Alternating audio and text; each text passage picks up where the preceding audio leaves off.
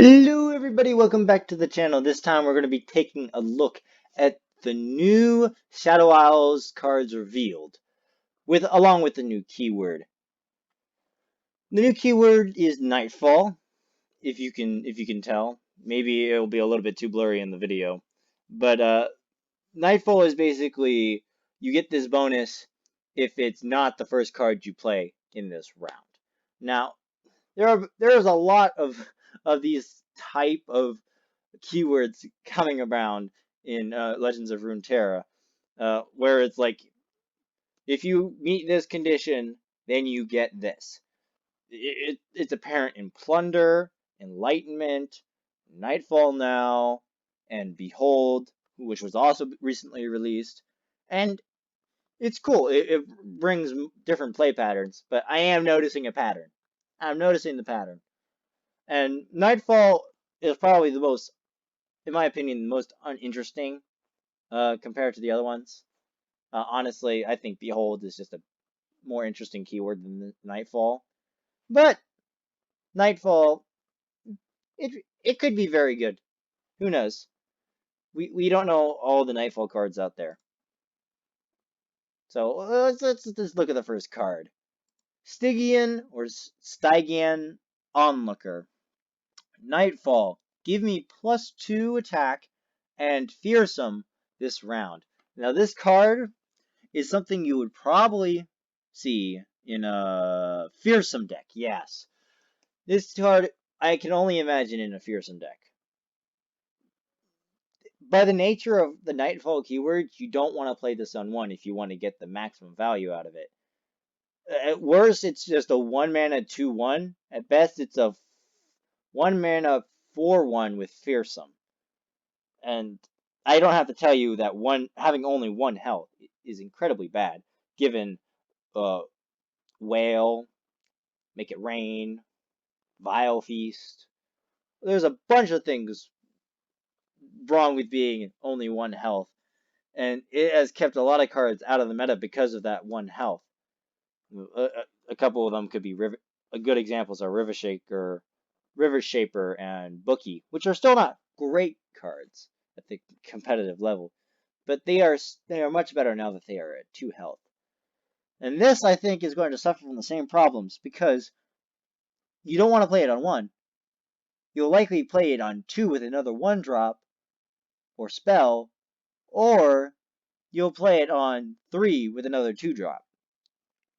And those are the sort of turns that Vile Feast is very, very applicable, along with other forms of removal like Mystic Shot and basically Make It Rain as well. So, yeah, it's not that great. Particularly Make It Rain, because presumably you're playing another card down, so it's also getting that damage on that other card guaranteed, since you want to get the maximum effect out of it. So the only way I would see this card if you're going really full in aggro with Fearsome. That's the only way I can see this card being viable. Otherwise, it reminds me a lot of the Reckless 1-drop. I've forgotten. The Legionnaire Rearguard. Legionnaire Rearguard. That's right. With the exception that this one can block, but it also needs a strict condition to actually be better than the Rearguard. And Rearguard isn't that good. There's a reason why it's not being played anymore after it lost that its 2 health stat. Just saying. So, not likely to be good, but could find a home in a fearsome deck. Doombeast. Now, Doombeast is an interesting card. I mean, turn 3, you'll likely have some banked mana, so you could play a spell and then play Doombeast, presumably, but that does kind of lock you in on that option. And if you don't do that option, the worst it is a 3 mana 3/2, which isn't the worst thing in the world. The problem is it's in the same region as a card that directly can be compared to, which is oh god. Why am I skipping out on the name? A 3 mana 3/2 with lifesteal that does toss. Is that the bark? It's the Doombloom. Yeah, Doombloom Bark Beast, I think it is. Well, anyways, it shares its name. Holy crap! So the Doombloom is basically is a better version of this card in many ways. It shares the same mana cost. It shares the same stat line. It has lifesteal keyword instead of Nightfall keyword, and Nightfall is a little bit more conditional. Uh, and it has synergy with Toss, and this one does not have synergy with Toss. And what that most likely means is you'll find synergy outside of the Shadow Isle region. I can already think of a couple with Swain, if you're trying to go for a little bit of a late game Swain without having Toss in there, and you need something to help you like progress your level up a little bit. This gives you 2 drain damage, which actually kind of technically counts as out of combat damage and provides healing. So in that kind of deck, I could see Doombeast being a thing. Unfortunately, what it does is it by nature of Nightfall, you'll likely not play it on 3, which maybe that's okay. But it also doesn't have as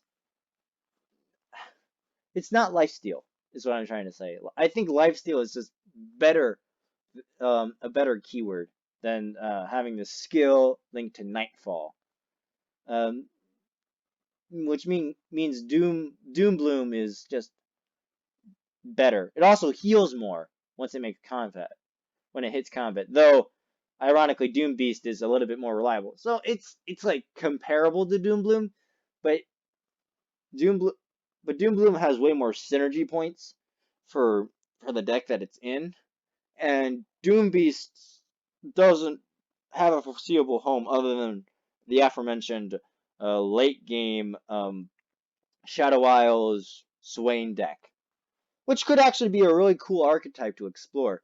But then again, this card is kind of reliant on having that kind of home because in a vacuum, it's just a worse Doombloom, and that's my opinion on it. Dusk Rider, 5 mana, 2/5 with Fearsome. Nightfall, grant me +1 attack for each time we've activated Nightfall this game. This is comparable to Legion General in Ionia, where I believe Legion General, for each time you stun this game, it gains +1/+1.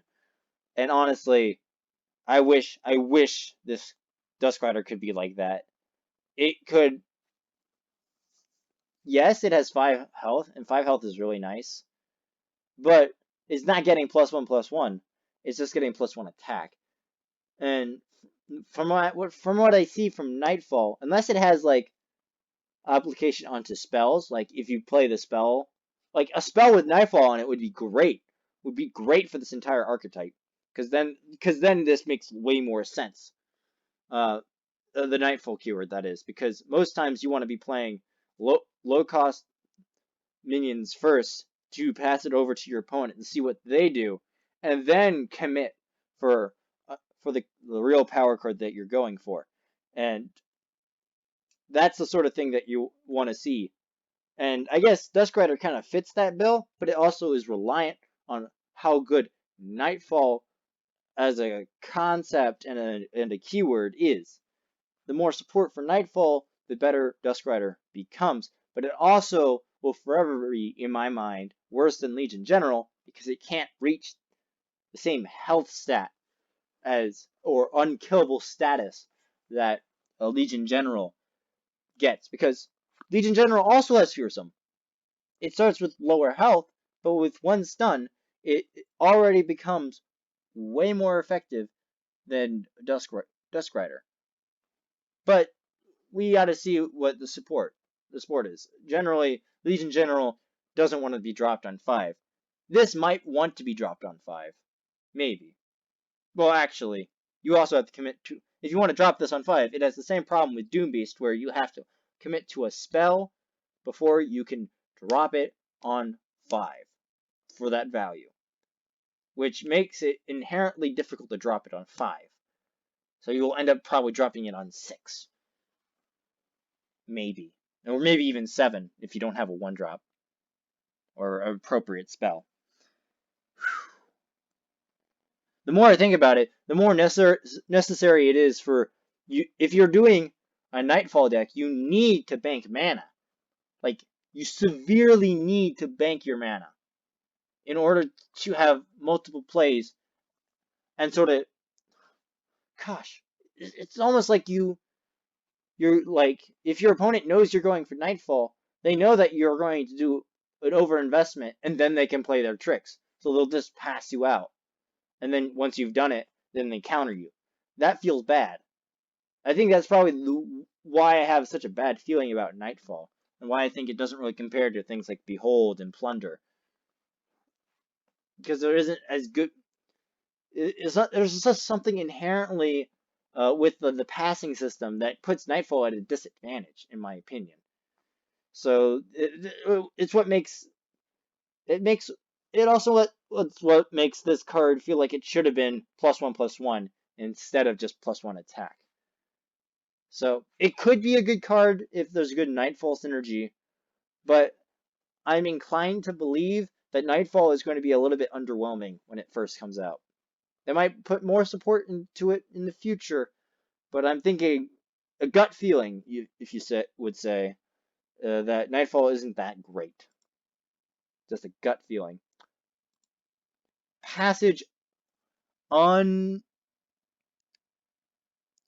Oh, that's why did I combine? Okay. Passage Unearned. A 3-mana fast spell. All right. Obliterate all units that were summoned but not played this round. Huh. Actually, I like this spell.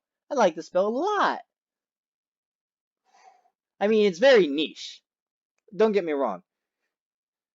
But there's just something really cool. Like, they drop a 9-mana Harrowing on you, and you just play 3-mana Passage Unearned, and you obliterate their entire board. That's pretty nice. That's the high end for this card. That is the dream of this card, to completely counter Harrowing and other Shadow Isle concepts, since it's obliterate and not kill. And we all know that Shadow Isles likes to resurrect things. So by obliterating them, that helps a lot. The biggest problem with this, of course, is it doesn't affect play creatures. It's only summon creatures. So this card will only really be good in a meta where a lot of things are being summoned. Thus leads me to believe that it isn't going to be a very common card, but is definitely a card that you want to look out for, especially if you're playing Shadow Isles, since Shadow Isles has a lot of summon effects. And then Encroaching Shadows. Oh, no, go back, didn't pause, my bad. Encroaching Shadows, a 4-mana burst speed spell. Grant all allies in deck and hand +2/+2 and ephemeral. It's an epic card too. Well, I can safely say that this card is hot garbage. The biggest weakness of the ephemeral archetype as a whole is not having enough defense. This card makes all the cards in your deck, or followers and champions, ephemeral. So therefore, if you're going to block, you have to play a minion in order to block. And the likelihood of you having the board is kind of low, because all they have to do is accept the damage you do to face, and then take over the board in a very easy fashion, mind you. And then they just, beat you down. This card, like, this card does not fix the defense of the ephemeral archetype. In fact, it just exasperates its problem in favor of more offense. And the offense it gives you isn't that good because stats don't scale well in the late game. So it's like it's to the point where you want to play this in the late game because you want to take over the board, like, and have actual minions stay on the board. But you also don't really, it's not really a good payoff when you play it in the late game, because by then the stats don't really matter that much. Yeah, I just don't see anything redeeming about this card. I think it's meme tier. It isn't good. And even as a meme card, it's not really funny. It's like, everything in my deck is now dying the moment I play it. But at least it has 4 extra stats. Ha ha ha. I just don't see it, man. I don't see it. I don't see it. And that's the cards. Now, let us jump over to League of Legends and check out the champions and have a gander of what the new champion that is related to these cards could be. Alrighty, this is the part of the video where we look at what the champion, who will be revealed tomorrow to be fair, could be. And this is my prediction. Yorick. I think Yorick is the man for the job. The last survivor of a long-forgotten religious order, Yorick is both blessed and cursed with power over the dead. Trapped on Shadow Isles, his only companions are rotting corpses and shrieking spirit that he gathers to him. Yorick's monstrous actions belly his noble purpose to free his home from the curse of the ruination. So, this man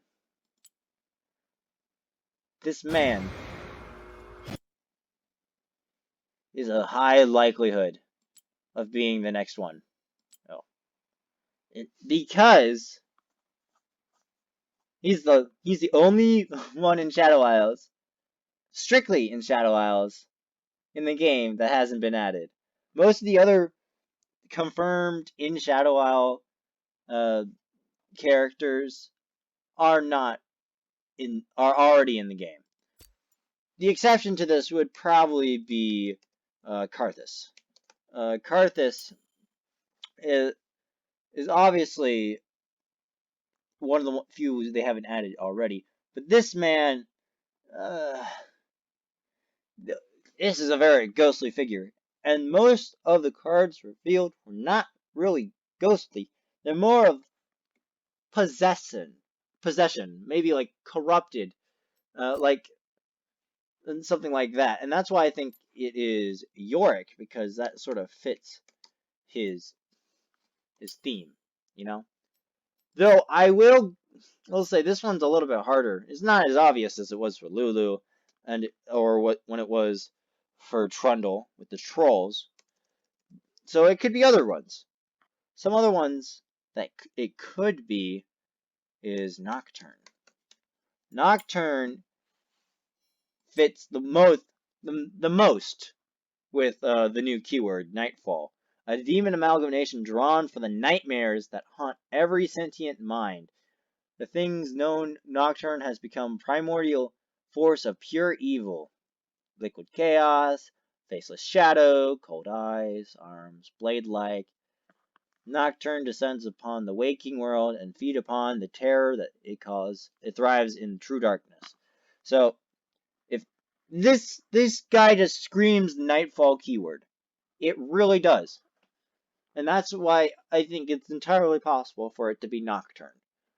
To be the new champion. Entirely possible. But it's not from Shadow Isles. Nocturne is a demon, but he's not from Shadow Isles. The other two, Karthus and Yorick, are, so I feel like they're more likely. That is not to say that it isn't possible people outside of Shadow Isles to be in the Shadow Isles pack. They did that with Elise. Elise is technically a Noxian, but she also has connections to Shadow Isles, so she became a part of the Shadow Isles set. Which is why it's entirely possible for Nocturne or Fiddlesticks to be a part of it, since they are both demons and they generally attack during the night. Though I think it's more of the two. I think it's more likely to be Nocturne than Fiddlesticks, because Fiddlesticks has a big connection with crows, and if they were teasing Fiddlesticks, they would 100% be crows, but there isn't crows. So the only reason I would even make the connection is because Fiddlesticks has a lantern, like in his character model. Yeah. Oh, he did have a lantern. There it is. Yeah, he has a lantern right there. You see, and that lantern looks a lot like the lantern from that one spell card. I've already forgotten the name. But yeah. With that being said, those are my predictions of the new cards and of the new champion that will be released tomorrow. I can't wait to see if I'm entirely wrong or entirely right. I hope you all stay healthy out there, and I'll see you all in the next one. Bye-bye.